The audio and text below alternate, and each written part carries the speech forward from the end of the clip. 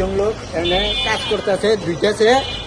হ্যাঁ, আমি দৌড় দিয়ে ভিতরে ঢুকে গেছি। দুটা ছেলে কাজ করছে, কিসের ছেলে, কি কাজ করতেছে? ওই দুইটাছে।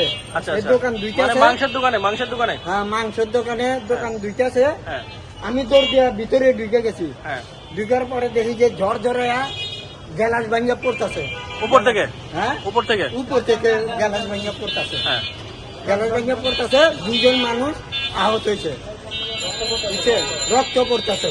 ভাই মাথা মুথা শুদ্ধ রক্ত হেন্দা কাইটা মাইটা বিনাশ হয়ে গেছে হ্যাঁ, লোকের। হ্যাঁ। আমি শুরুতে এনেছিলাম। শুরু থেকেই ছিলেন? হ্যাঁ। তাদের অবস্থা এখন কেমন সেটা কি জানেন? যখন নিয়ে যায় হসপিটালে, যখন নিয়ে যাবো তো অবস্থা একটু খারাপ, রক্ত বায়া বায়া পড়তেছে দুজনের। এই যে এই ওই মেডিকেলতে ভিড়ে দিচ্ছে। ওই মেডিকেলের নামটা জানি কি, পরাজি মেডিকেলতে ভিড়ে দেয়, ঢাকা মেডিকেলে নিয়ে গেছে। এই যে মালিকরা এখানে কাজ করে খোলা জায়গায়, এরা আপনারা কিছু বলেন না মালিকদেরকে?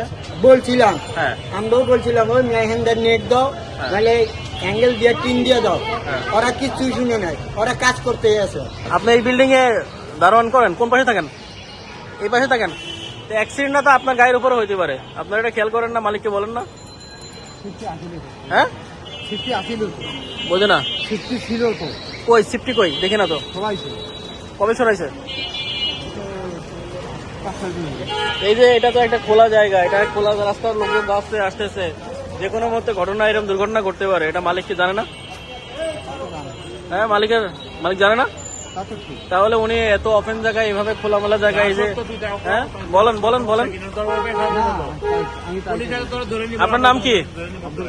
বাড়ি কোথায়? রংপুরের লোক তো। মিলন গোস্তের মালিক নাকি? কি হয়েছে এটা বলেন তো। এই মালিকের নাম কি? বিল্ডিং এর মালিকের নাম?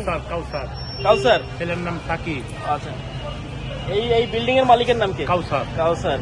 ওনারা এখানে যে কাজ করতেছে, বিল্ডিং উপর থেকে পড়তেছে, ওনারা এগুলো কি আগে থেকে খেয়াল করে না যে কোনো মধ্যে একটা দুর্ঘটনা ঘটতে পারে? না, এগুলি কোনো কিছু করে না। আপনি কখনো বলছেন?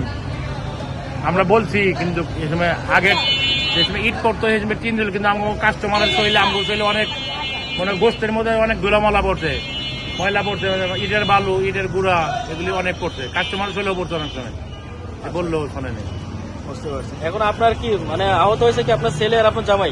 আমার জামাই আর আমার বিশ্বাস্ত কর্মচারী যেটা আরাবাদ, আপনার জামাই, তাদের কি অবস্থা এখন? এখন রক্ত হয়েছে, দেন রক্ত লাগিয়ে দিয়েছে সাথে, আর রক্ত মরকেন করতে গেছে সব। এদিকে রক্ত ছিল, ধুয়ে ফেলা নিচ্ছে সব। আচ্ছা, তারপরে ফরদির থেকে ফেরত দিয়েছে, এখন ঢাকা মেডিকেল আছে। এখন খোঁজ নিয়েছেন তাদের কি অবস্থা? অবস্থা খারাপই। আচ্ছা।